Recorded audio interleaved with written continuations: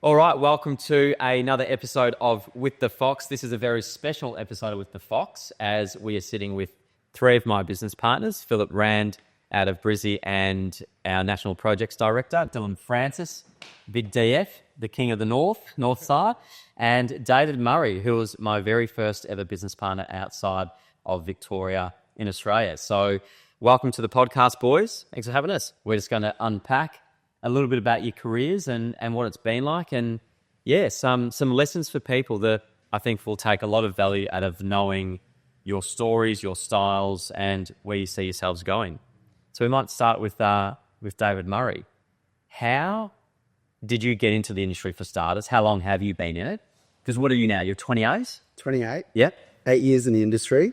I had 3 years, then took a sabbatical, was a part of a team and thought maybe this isn't for me. And then got back into the industry, been selling on my own for 4 years. For 4 years. So literally standalone agent for 4 years. Standalone agent 4 years. And I remember Ryan Smith, our business partner, he was the one that reached out and said, I'd love to open WHITEFOX in WA, which was off the cards for me. You were never involved at that stage. Another guy was, who ended up falling off the bandwagon. Yeah. And talk us through our first interaction after this meeting, which is still a pretty good laugh. Yeah, so Ryan wasn't like a big WhiteFox or Marty fan. He just appreciated, I think, what you had done in the industry and was looking for, a journey or a chapter to maybe follow. And he knew I was a pretty big WhiteFox and Marty fan. So, well, you loved Gavin Rubinstein. Yeah. Who were the family that you were watching? You and Gaff. You and Gaff for me were just like the epitome of Australian real estate. I remember watching the videos in like 2017, like in my first job in real estate. Chinos, polo, and loafers. And I feel like I've watched all these same videos as well. Yeah. And so Ryan said, hey, got a meeting at the golf club. It's a bit hush-hush. Had a FaceTime with Marty. As soon as he said he had a FaceTime with you, it was like, fuck off. Like, I just didn't believe him. Why would he want to have a FaceTime with you? Why do you want to have a FaceTime with us? Went to the golf club. Was like really nervous. They say like you're about to meet someone you really look up to, and it can go on in two ways. Jumped on screen. No one had told you that I was going to be on that FaceTime. No one had told you that another bloke was going to be on that FaceTime. And I could just see straight away, in true you fashion, it was like, hang on. Like, we're having a pretty confidential discussion here. Like, this is my time and this is like my life. Why are two people on this call that I wasn't briefed on? And you said, hey, hang on. You said, sorry, what's your name? And I said, David Murray. You said, David, I'll get you to leave the FaceTime, but tell me a little bit about yourself. So I told him a little bit about myself, and he said, cool, we'll connect later. And I remember thinking, oh, okay. Got out of the car, sat, waited for Ryan, and then I got home and you FaceTimed me, and we caught up And we got along. But because the meeting was quite confidential, it's quite commercial, I had no idea who you were. I was like, nah, not appropriate, not at this juncture, but straight away I was like, this guy's a dude, great energy, and you just had a nice humble story. I remember one of the first things that you said to me, you said, what do you want to do? And I said, I want to write $2 million in fees in the next 3 years. And you said, what about if you can write $2 million in fees and grow a business and have a team around you and offices? And in a nutshell, you've just had your record month where the team's written over 1.1 million. And collectively you guys are overseeing a little over 20 million in GCI, and you've been in the business now for 18 months. We're on pretty much 12 months. We've just celebrated 12 months, and before WhiteFox, you guys were real estate agents in your own firms. You had a directorship. You were a staff member. But if we had sat down 18 months ago as four relatively random people and said that collectively we'll be overseeing $20 million worth of fees and teaching agents how to be great agents and marketing, would you believe it? Absolutely not. No way. It's been wild. I think the growth like we've all had collectively in the last 12, 18 months, I think you can all agree, has just been like unbelievable. Yeah. Well, the thing is we've been able to grow the brand based on your performance in the field, because people look up to people that are doing well and that are, putting out content that is not only great for the client, but also engaging for yourselves. I get so many people sending me Dylan's videos. The projects that you're representing, Phil, are some of the best projects in the country.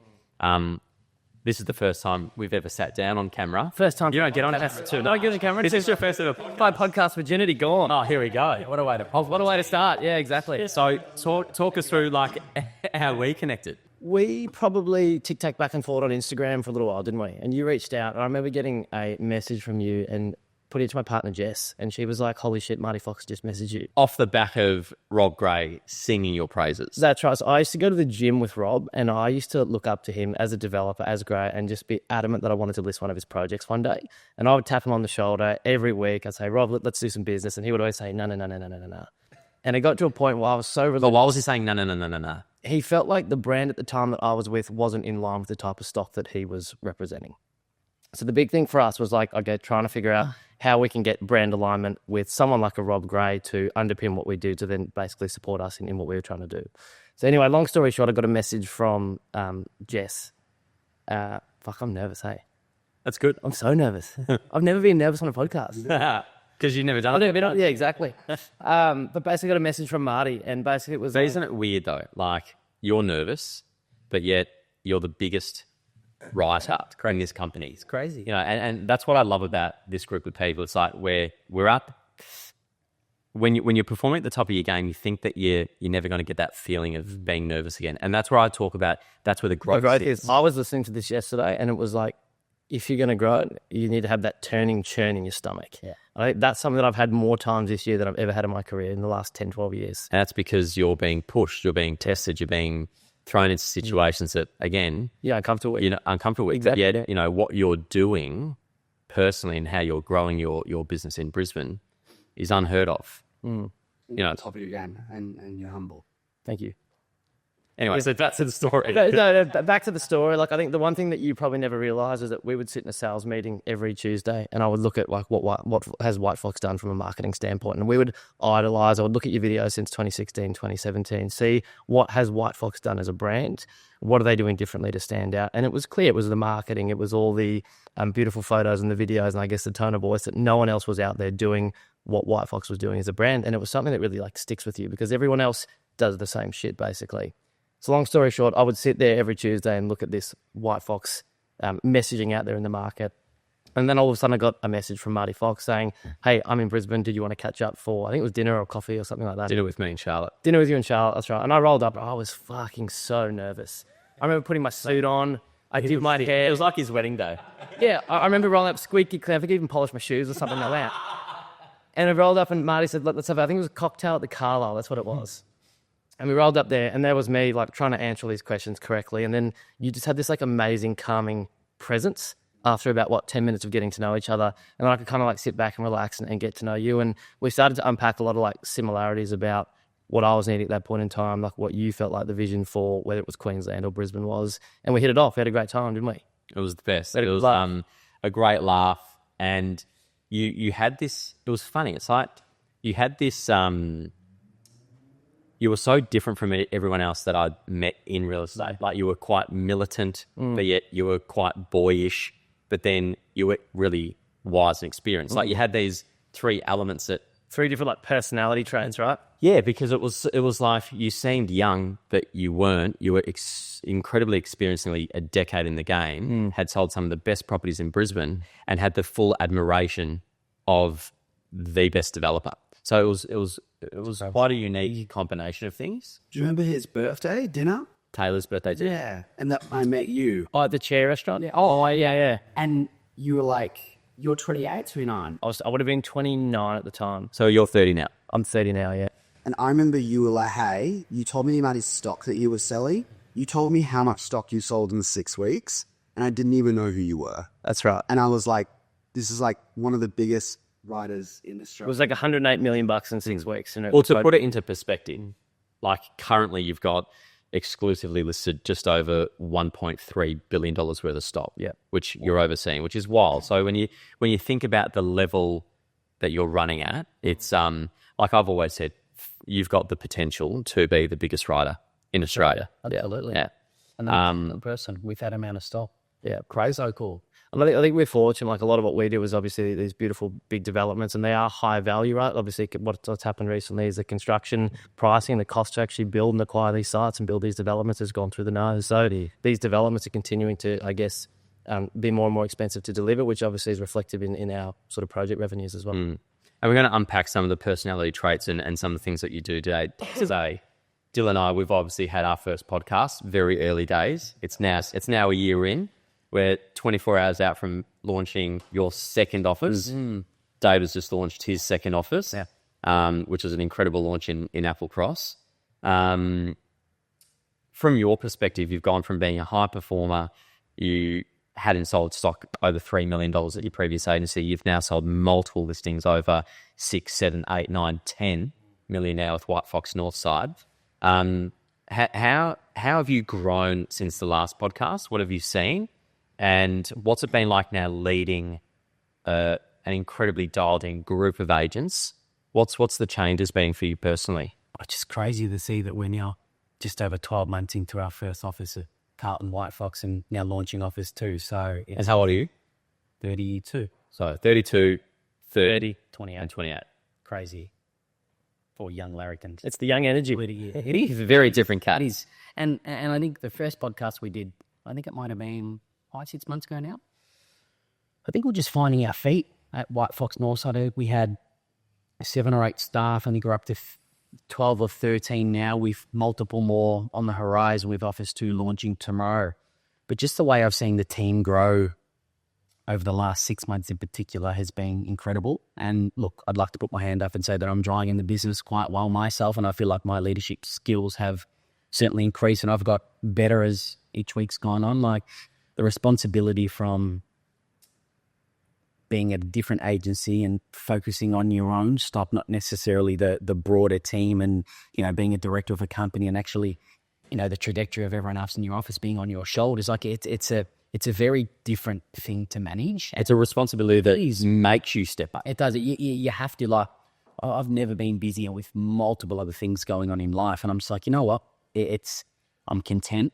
I'm loving what's happening. But there's so much more growth, I think, in the team and the business. And, you know, just with Office 2 coming, the way the team has got together and the culture of the office and how excited they all are to be turning up to work every day and, you know, be around, you know, great agents and great team members, and they're all putting their hands up and, you know, looking for new recruits to come over into the business as well. So the more that we're connecting and getting together, it's the culture's growing. But the team's able to see in all 3 offices that you're leading from the front. You're the 3 biggest writers in the company, nationally and internationally. So for that, when you're a younger agent, even an older agent coming into business, that you've just hired a guy in his 50s. Yep.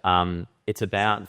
I've got 2 employees over the age of 50 with us, which is, I love it. Like, well, that's the thing. A lot of people think, I just got off the phone call from, you know, the team that we're hopefully launching WhiteFox Bar and Baby. And they said, you know, I love the younger energy. And I said, you do realise that there's actually quite a few people in his business that are over the age of 50. Yeah. And, you know, it's energy isn't age. It's not, is it? And energy in balance as well, right? Like, you need everyone who's got a similar sort of wavelength. I think that's something that we see in WhiteFox collectively, like as a group across 100+ staff, is everyone's got that really unique energy game to them, whether they're 25 or whether they're 55. Like, everyone has that same unique energy. I've always thought that, you know, energy is a frequency. So, like, you know, right now there'll be a station playing a tune. If you turn that dial into that frequency, we'll all hear the same song. At WhiteFox, with our collective hiring policy, with our shared systems, with the way in which we run our meetings collectively together, like the, you know, SD meeting that we do once a month, our weekly catch-ups and so forth.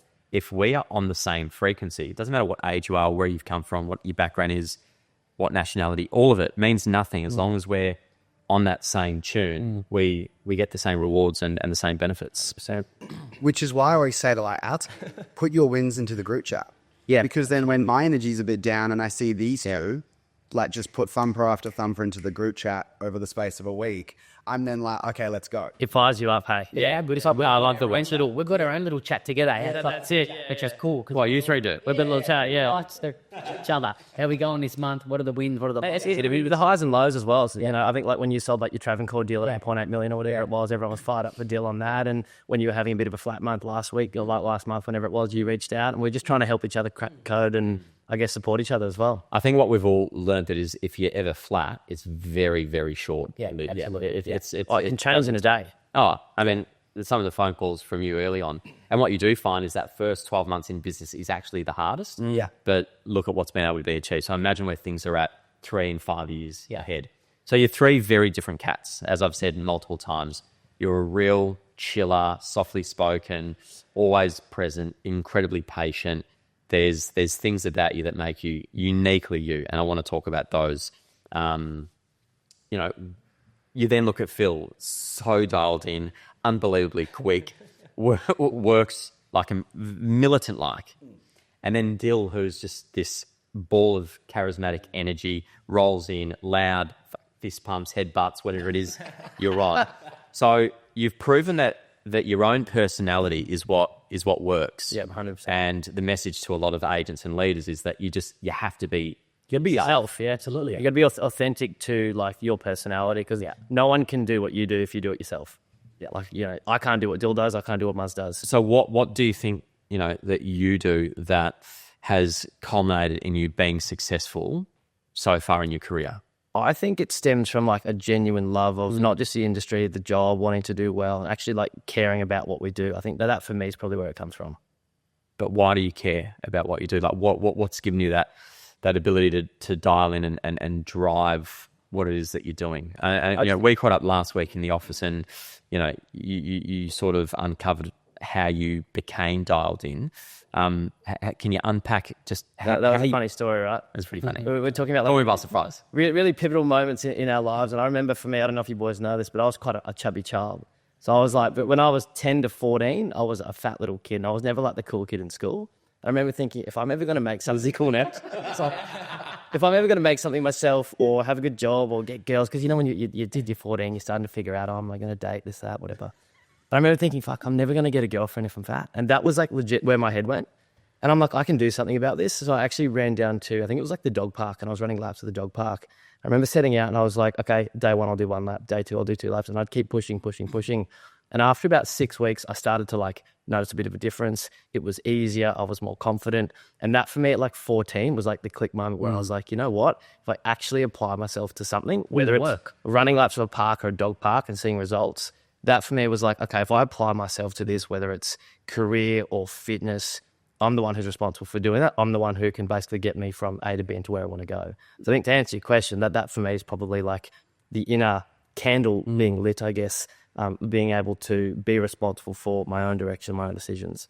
But then how do you overlap that into being a leader? Because that was for yourself. What have you learned in the last 12 months of running a business? Like, you haven't run a business before. Yeah. You've obviously got, you know, the assistance and mentorship of myself and the rest of the team. But what are some of the lessons that you've learned in the last 12 months? I think the biggest lesson is to always lead by example and always lead from the front and listen. So for me, again, having never run a business, to lean on people like yourself, to lean on people like Rob, obviously in the partnership. I think you don't know what you don't know, right? So I think if you've got these people in and around you in your network, whether it's friends or family, you need to lean on that and leverage that so that you can then have the best output for yourself and your team as you physically can.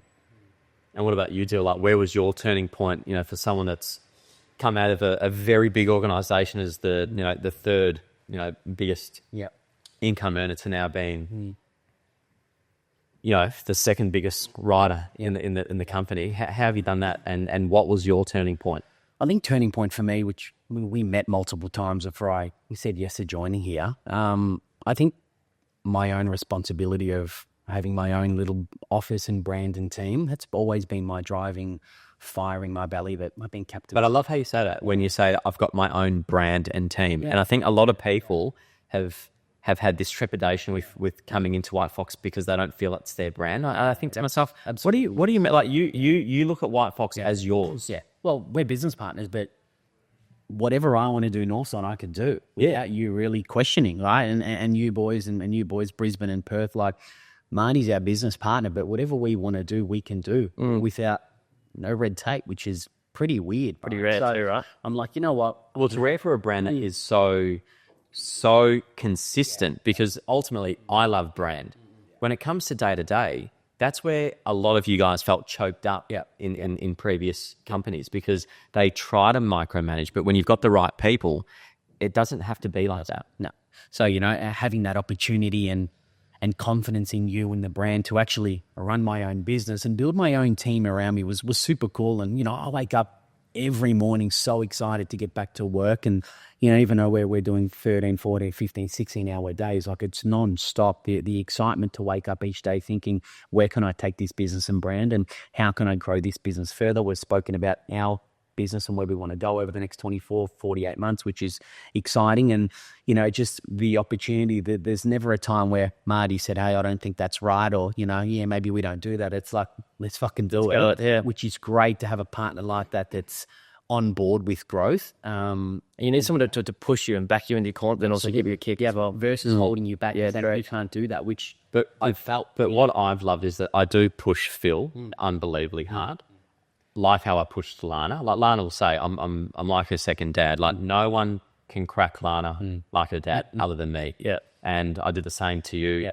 But where you guys are so unique and different is that you don't push back because you know that you're being pushed for a good reason. For a really good reason. In the right way. Yeah. Sometimes I see the fear, but it's not fear for not thinking that you can do it. It's fear of like, fuck, it's actually going to happen. Yeah. And that's it's like an excitement fear. You know what I mean? Yeah. The churning in your tummy, right? Yeah, exactly right. Growth fear, and it's like, all right, well, we know we're going in the right direction here. So, and that was the driving factor for me, just, the growth and the team and the opportunity. And I just can't wait to see where this goes over the next 12 to 24 months. And what about you, Muzz? You've got the biggest team in the company. Yeah. You've got about 25 agents that are being led. What are some of the lessons and some of the things that you think you've added to your tool belt in that 12 months? I think you definitely become a better listing agent when you own part of the business. I think when you walk into someone's home and you're able to say, like, this is also my business, they have an extreme amount of confidence in their willingness to give you the keys to their asset. So the credibility just goes through. Credibility goes through the roof. As soon as you're able to say, I'm a business owner, I think people just see that and you're 2 steps ahead of the next agent. I think we were talking about it before, like everyone else's wins become your win. So, if someone lists a big thumper that their previous company or their previous brand, they would have never had the confidence to do, you take that as your win. And then that momentum just becomes infectious. Like, even if it's one of the staff members who lists their first property, how exciting is that? So good. Or when they get their first sale, it's like it's it. That was amazing yesterday or the day before. First listing. Yeah, it's like totally. It's so cool. Yeah. But how often do you speak about, because I know that some of these bigger franchise brands, they say that they're connected, but there's a few legal implications as to why they're not connected, whether it be territories and privacy of data and so forth. They're absolutely not connected. Yeah. Well, I know that they're not connected. And, you genuinely have gone into listings where you've lent on other offices, spoken about their stock, even had other sales directors get on the phone and help you close listings. Like how important has that been? Well, I remember in the first 6 months trying to wrap my head around like going into a higher price point, I'd face Lana should be available.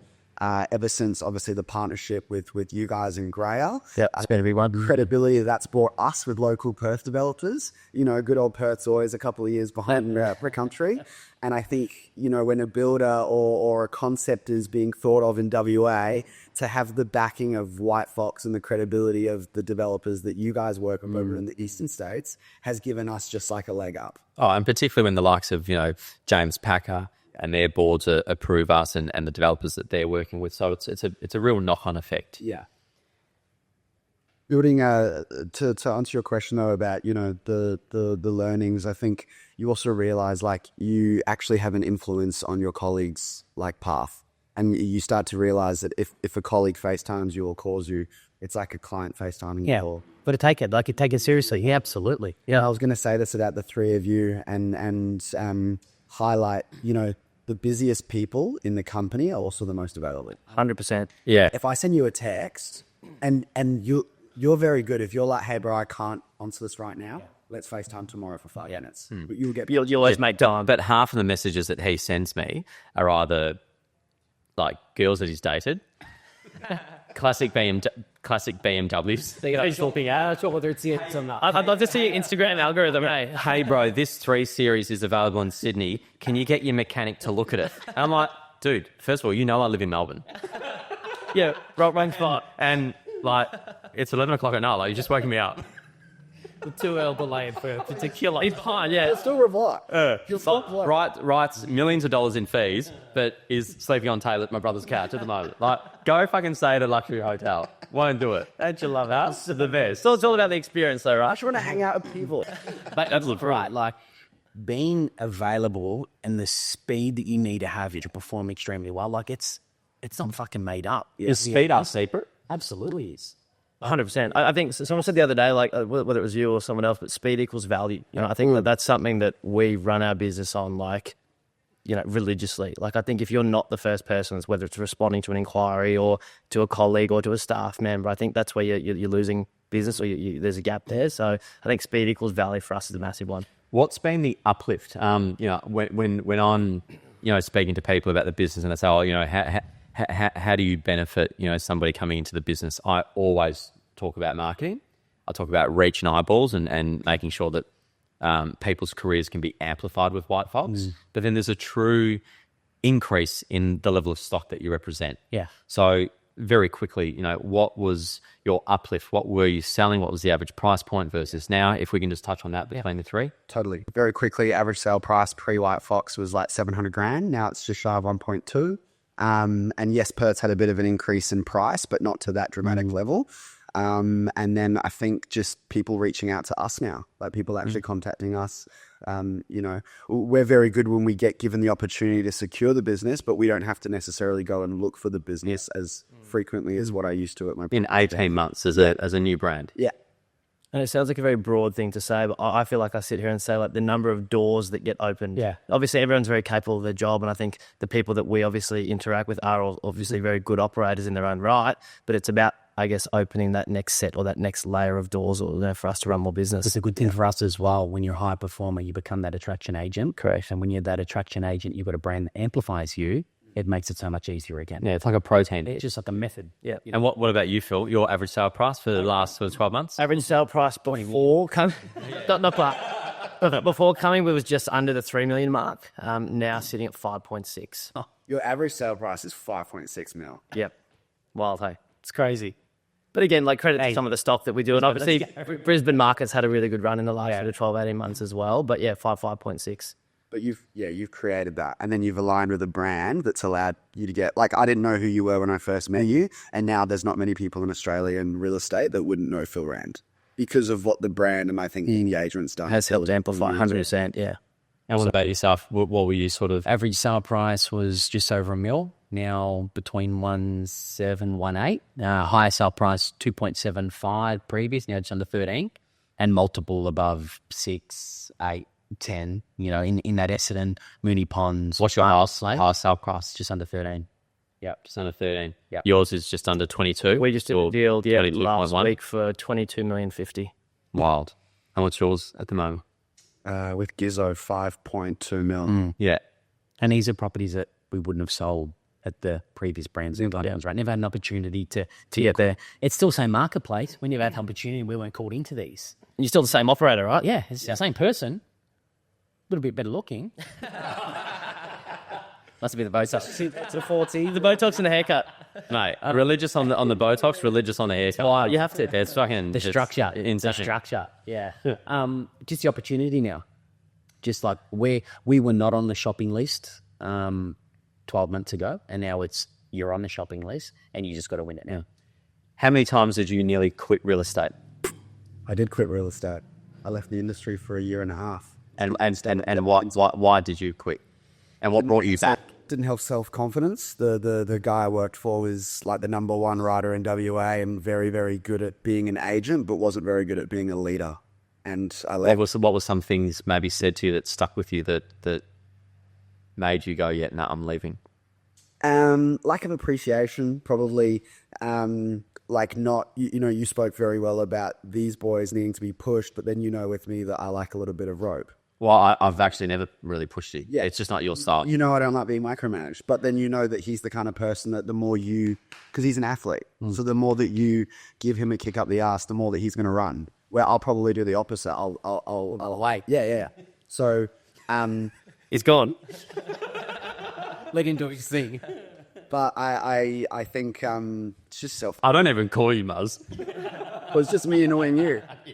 It's just self-belief. Someone sat me down and said, "Do you want to come be my EA?" And I thought, "Fuck no, I'll run rings around you." And then I got back into the industry. So, yeah. What made you build that self-belief back up? Just probably maturity. Just probably going through early 20s, realizing that you actually do have. I think we've all individually got a gift, but the commonality that we all have is that we're very good at just engaging with people and creating relationship. What do you love about this industry? What do I love about this industry? Most people, their home is their biggest financial asset in Perth anyway, with my clientele, and you're getting the opportunity to represent their biggest financial asset. So like when you feel a little bit down or a little bit out or maybe a little bit overwhelmed, you then take a step back and go, it's actually a pretty fucking big privilege to be able to represent multiple homes. Oh, you're making such a difference at that part of their life as well, right? Where people had their first child, where people maybe lost their parent, their partner. Like, it's a huge emotional journey. And I think I said to I said to our team the other day, speed wins, and it's the biggest skill set you can have or the biggest tool in your kit. And then I said after that, I think it's empathy. Like, if you can be empathetic and quick, and then with the brain. Well, I mean, think about that. That's Lana Sanders. Yeah. Super high EQ and lightning quick. Yeah. It's Super dialed in. Yeah. What about you? Did you have moments where you thought, I mean, again, a guy that's got an average sale price of mid-5s. Fuck, I think we've all had moments, haven't we? Did you feel like tapping out and just saying fuck it? Oh, look, there's definitely been moments where I've been out in the bottom of the shower going, fuck, it's been a tough day. It's been a tough week. Sitting in the shower? Oh, yeah. Has no one had a problem with Pixel? Yeah, always. Look, there's definitely been times where it's been like a proper grind and you're sitting there going, fuck, like, is this worth it? And I think... Mate, you haven't had that maybe only like 2 months ago. Yeah, it was on FaceTime to you. You FaceTime me and you were broken. Yeah. And I'm thinking to myself, fuck, this guy has a very financially healthy business. Yeah. Yeah. But yet he was broken, which proves it. It's not financial. Yeah, correct. But you had a couple staff leave, and we've all had people leave Perth. I don't know how, but 18 months you've lost 2 people. So your retention is wild. How you're leading, and it also might be a lack of availability of brands that operate like us. WA. I see us not really having much competition, but certainly we feel it. I've gone through it time and time again with WHITEFOX, where it's like the tide in, the tide out, tide in. And it's hard seeing people leave. But what happens is as you grow, because you guys haven't done it for a long time, whose phone's that? Fuck. Always. Yeah. 9 o'clock. Linda? She call you every day at 9 o'clock. Oh, thereabouts. It's lovely. Eddie's right. But seeing people go is hard. But then what happens is you get very used to it, and you recalibrate. You recalibrate, and it allows the door to remain open for new people, new energy, and that can change everything in the space of 30, 60 days. Oh, 100%. I mean, you look at where we were last month, right? And we have obviously 2, quite integral or original staff leave that had been there from the outset. And for me, I took that quite personally. Like, I think you guys know this, when you've got your business and you pour your heart and soul into it day to day, like, yes, you want to win financially. Yes, you want to do a good job, but you also want the people around you to do a good job as well. And I don't think you can help but feel that everyone else's success and input in that business is a direct reflection of what you're doing too. So I think when we had our 2 staff leave the other month, for me, I took that it was pretty heavy. And I know we spoke about it for a good couple of nights back and forward. And Marty said, look, trust the process. It's almost like trimming fat effectively. You'll get a little bigger, you'll trim it back up and you'll go again. And even to look at where we are as of start of this week, where we've got a few good irons in the fire with people that, we have been talking to for over 12 months who we feel like would be a really great addition to the team. And those people probably, if they came in with the previous people still there, it might be a fit. Might not be the right fit. And then so you recalibrate and had a huge month. Oh, it's been amazing, yeah. And I know everybody... gets a bit excited about seeing Jordo do well. But for me, like seeing the success of someone who's come into the business at age 21, now riding, and he'll do over $500,000 a year At 21. At 21, where he was an assistant effectively, taking names at an open home, doing contracts. Any other brand would have this 21-year-old, and they'd say, look, by the time you hit 30, we're gonna make you a business owner. Plan for you. We have plans for Jordo to become a business owner probably before he turns 24, 23. I think what we don't have here is a glass ceiling on age. Yeah.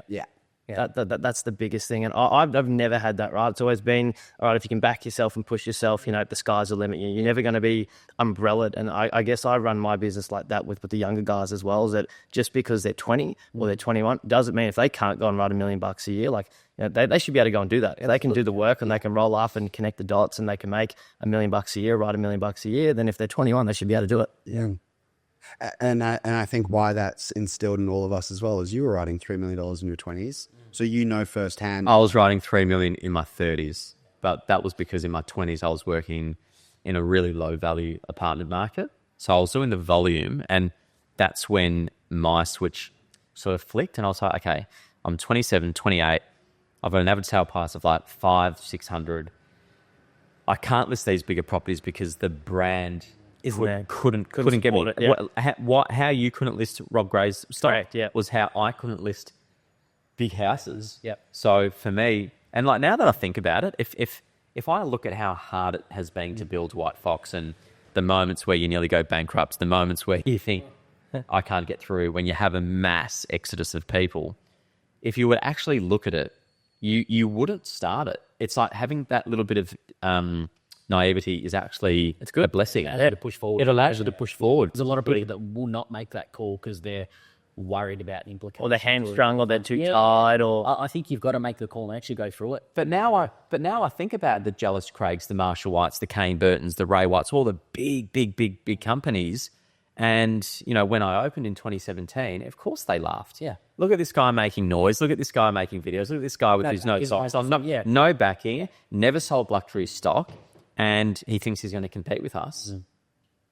Well, look where we are. Like 8 years later, we're, in a very fortunate position that we're very thankful for, because when you stay true to your brand pillars, when you stay true to your story, when you don't bend under pressure, when you don't take money, when you don't sell out too soon, when you stick fat, when you stick by your mates, your family, your colleagues, and you don't become bitter. I've had more people leave this business than stay in this business, and yet never felt bitter, never felt upset about any of it.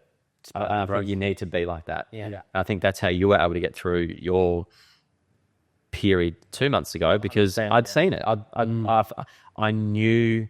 And I think for credit to you as well, like you were coaching me through that. So that's the first time that I'd experienced that. And obviously Marty stepped in and said, no, like you're going to experience this. Like, ride it out for the next 2 weeks and other doors will open. And all of these things end up happening for a reason, right? They really do happen. Yeah. And I think people say, like, who are your mentors? Like, look, I really don't have mentors, but I speak to old people a lot. Yeah. I always have. I'd always hang out with people in their 60s, their 50s, their 70s, and I'd ask. Yeah. Well, you'd ask questions, right? You're like me. You're interested, right? I'm super inquisitive. He's there, stat it. Yeah. Yeah. And you've done it your whole career. Why is that? Why can't I? Absolutely. Like when we first sat down, like, why won't you join? Yeah. Oh, I'm about to go speak on stage and represent the company at this event. Okay, well, when that changes, please call me. And you had your little Gucci heels on that day. And you had your big coat. You had your big coat, your Gucci heels. And it was my first time speaking in front of people as well, and that was nerve-wracking. Was it? Yeah. Yeah. Did you have the same haircut? Yeah. Yeah, it was similar. Maybe a bit more to the side. Yeah. But hey, just on the haircut, there is not another human being that has that haircut. Do you get recognised for that? yeah, absolutely. Yeah. So it's like a Dylan Francis brand stamp. Yes.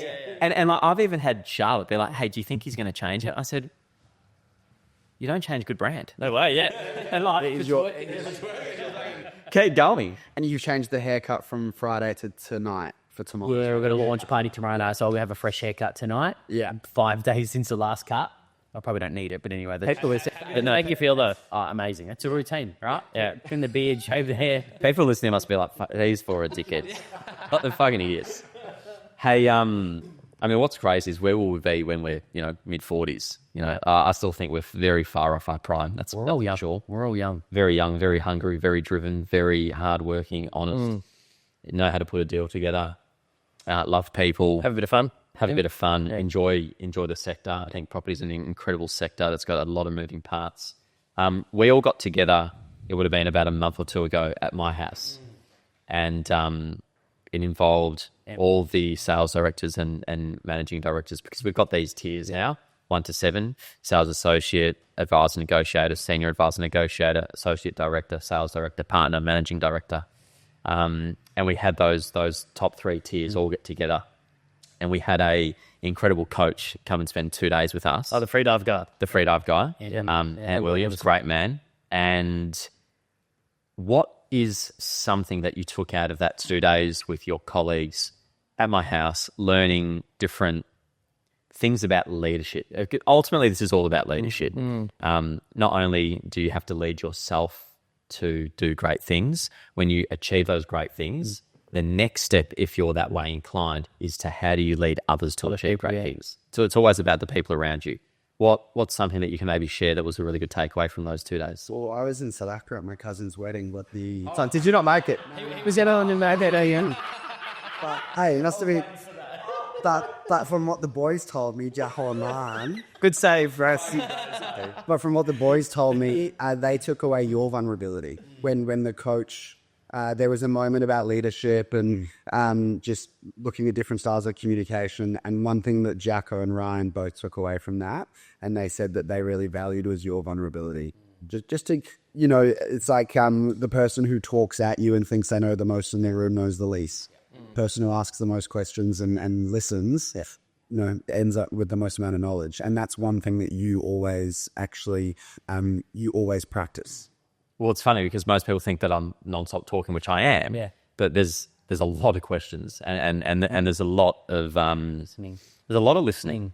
And if you don't know what someone wants, it's very hard to provide something for them. And that's what I took away from it. I think, that session that we had with him, and to have the whole team together, like, we're running big offices, big teams, and we're listing more than anyone else in the business. So for us to take some time out and actually work on ourselves as leaders was so important. Because you never make the time for it. Yeah, and since then we had some one-on-one meetings with everyone in the office, and what I took away from it was, how can I become a better leader, but better at interacting, communicating with my staff? Well, did you realise that all your staff had different drivers? I did, but not until I sat with them and actually bought them all a diary and actually made them write down their goals on what they wanted to achieve, like I do religiously. But I made them write down what they want to achieve, what they're good at, what they're not good at. Where do they want to be in the next 12 months, or do they want to write? What's important to them? I dug a little bit deep, and it was super cool to see some of their responses. And I've got all their diaries in my drawer at the office, and I'll sit down with them and run back through that and touch on that. Look, we spoke about this 4 to 6 weeks ago. What have you done to, benefit yourself or progress yourself into that position, which is really cool. And just to understand, the card game and to put the 3 most important things to you in your life and what they are. And in the 3 things that really you don't like. And it was like, for me, well, some people were driven by money and some people weren't. Well, I'm driven. Some people like balance or in structure, and then other people like, I just want responsibility. I want to be creative, autonomy, whatever it was. Cool to see the difference in what people want. And I sat back and think, okay, well, not everyone's the same, and how can I push Phil if he loves money, but if he doesn't love money, like, how can I help them grow as an individual, and what do I need to do outside of the listing and selling and support to drive them to the next thing? I'd second that, to be honest. I think that was our biggest takeaway. And going back to what I said before, like, you don't know what you don't know. So, if we hadn't sat down with our staff and tried to figure out, okay, well, what drives this person? What drives that person? What's not important to that person? How do we tailor our approach and our structure to help that particular person shine? Might be completely different to what I'm going to do with, person number 2. So I think for us as a head unit and business owners, trying to understand what's best for that particular person, how do we tailor it to that to then help get the most out of them for them? So look, collectively, you guys are overseeing, again, over $20 million worth of business annually, and you're only in the first phase of business ownership. That's going to grow. That's going to keep going, and you're collectively looking after 40 plus staff. is there such thing as work-life balance? Do you have work-life balance? Tell me what. I love the saying work-life balance. No, I think it's about making sure that you've got time to still do the things that are important to you. And what is important to you? Oh, for me, for example, it's always staying on good routine, it's staying fit, staying healthy, and then still having the time for like family and friends. I think if you get to this position, I think we're all attest to it, but there's a lot of work that you do day in, day out that's very, very hard to say step away from. But you need to make the conscious effort to make the time, whether it's for yourself, your family, your partner, your friends, whatever it might be. So just having a bit of a, not a boundary or a line, but like when that time comes that you really do need to spend the afternoon with the missus or the dogs or whatever it might be, actually taking that time for yourself. What about you, Dill? I think I'm getting better at it. I think the last 5 years it's been work. Now I'm married and, looking to start a family and, growing an office and got properties and, I'm trying to book 4 to 5 holidays a year and book those in advance so I can look forward to something. And when I go hard and then there's something to look forward to. But I've moved away from Sunday opens. I've only done a few over the last 6 months. I used to do that religiously every Sunday. Now it's, I need my time with my wife and family. It's the only day I'll get off.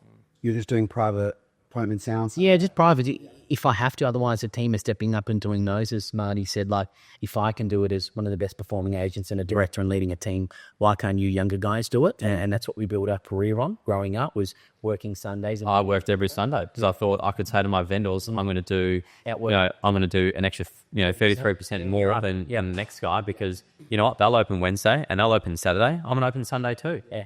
So 3 times versus twice. 3 times versus twice. I'm telling you that over a month period, I'm going to meet more buyers. Yeah. So that's what about for you? Oh, I don't know if work-life balance is... And by the way, I hate work-life balance, but I've asked the question because a lot of people try and talk about it. And if I ever do a job interview and they say, what's the work-life balance? I pretty much say the door's that way. Yeah. But it's a question because where I'm trying to get it to is that you don't need to balance it when it's your life. Correct. Yeah. Like people have always said, when's it enough, or when will you stop, or is are you happy? Dude, I'm as happy as a pig in shit. But I'm only happy if I keep rolling and keep moving forward and keep. What's interesting is that you were the first to come into it, right? So you came into the business and you saw New Zealand, and you saw us at HQ. Are you not richer now having these colleagues in unbelievable markets doing unbelievable things that you can learn from and be inspired by? Well, it's like you wanting to go global. It's like going global with Dubai, potentially London. What an inspiration for us, and what a feather in our cap to be able to lean on the fact that we're a global brand that specializes in luxury real estate. And you talk about work-life balance, whether it's Ryan. I wouldn't do this without Ryan, and I wouldn't be here without Ryan. But I mean, what an incredible leader. Someone that, recruits people, brings them into the business. Probably the main reason, in my opinion, why WHITEFOX Perth has retained so much staff. You've got Gizzo. If I need anything from Gizzo, he's there. You've got Connor Boyle. You've got all these leaders within the business that don't necessarily have a title. Yeah, and that's what people don't realize. Like we attract people that are leaders in their own right. Yeah. And some of them are built for business ownership. Some are built for just building great families and having an amazing marriage and, being an amazing father. It's we've got all these like absolute OGs in our businesses that no one even knows. Like people that are watching wouldn't know who these people are because they're not big on social. They love life. Yeah. And It's okay to be like that, though. It's unreal. And that's why I think we're all so excited to get together, December the 4th when we do celebrate Christmas together, because we get to see these people that we admire, 120 of us. All in one spot. Never happened. One spot. Giddy out. Sharing genuinely the same brand journey. And you've all got a very similar experience because, again, this is the only company where your business partners are all sitting together. So you all get to see the same stuff. I think the other thing that, I've always liked about it is like business should be enjoyable. It should be like dialed in, but it also should be casual as well. I think that's something that we and collectively, like from the top down, we'll go and have a sauna and we'll have a chat at 6:30 in the morning. No other corporate structured companies having meetings at 6:30 in the morning with the top off in a sauna. Yeah, right. Everyone's in a suit and tie, but taking a selfie. Yeah, exactly. And this is the funny thing versus confidence and ego. Yeah. They will look at at the way in which we do things and go, oh, look at these fucking egotistical mate. It's like, no. The ego is not allowing you to take your shirt off and go have a fucking sauna and bring yourself down to the level of everyone around you and just connect. It's being a normal human. Yeah. Just chat. Yeah. Just listen, figure out what's going on. And that's always been the biggest issue with particular countries and tall poppy and, making judgments before getting to know people. I think that's where White Fox has really stood out in the industry, and the fact that we are the friendly luxury brand. Yeah, we will have high sale prices. Yes, we'll have great developments. But also, I'm pretty sure I just saw in the group chat a $250,000 micro loft listed. Yeah. And we all celebrated that for Shane and Joseph Falso. Do you know what I mean? Like, not that I want to see it every day. No, it's good to have diversity though, right? Yeah. Well, no, because that's a win for them. It's a win for them. I'd never heard the term micro loft before until yesterday. Same. I liked it. Yeah, they're selling is called Skyloft. Yeah, right. And there's micro loft. Right. So one's 2.4, one's 250. A little bit smaller. Yeah. So, But the thing is that but he's got a brand for it, which is cool, and that's why people liked it. Yeah, exactly. Skyloft. Yeah.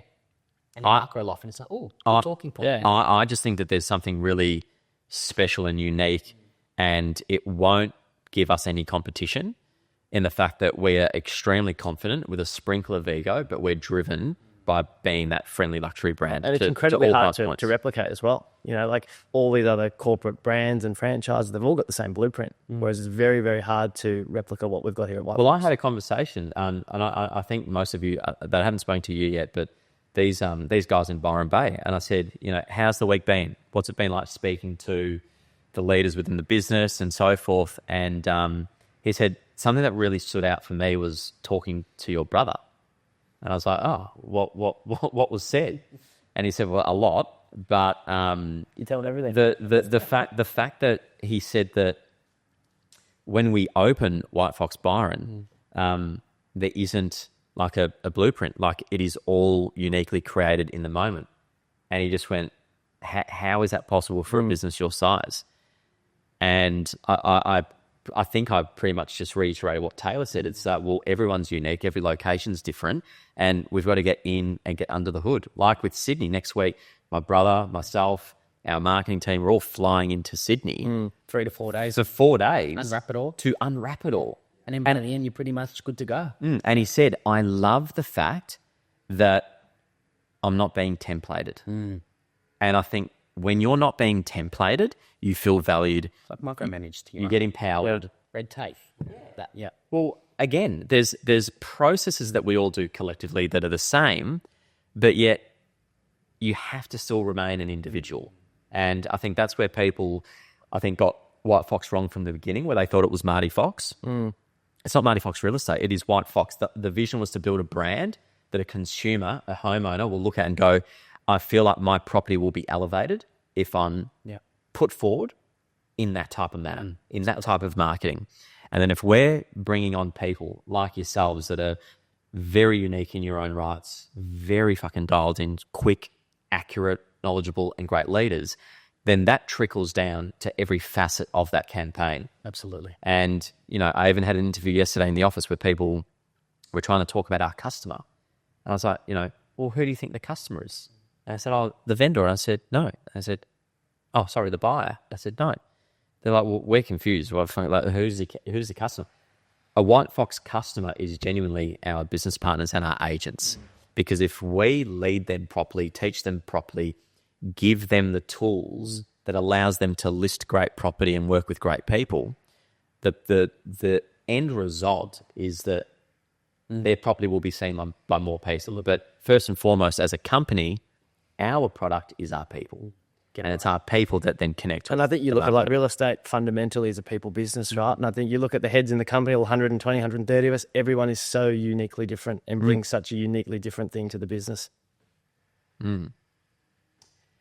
Anyway, boys, it's been an absolute pleasure. Thank you for flying in, Phil. Thank you. You've literally landed at midnight and you're in here. Here we go. What are we Tonight?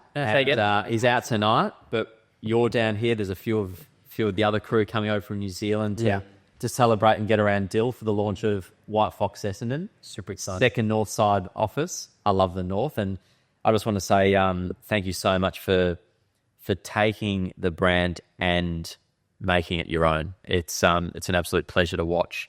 I'm incredibly proud, and I just know for a fact that the next 3, 5, 10 years, under your leadership, the teams will see incredible growth, and the impact that you'll make to your own lives and your family's lives are going to be significant. And it's an absolute pleasure to be in business with you all. Thank you. Same to you. Thank you. Thank you, boys. That's another episode of With the Fox. Thanks for listening, and we'll see you soon.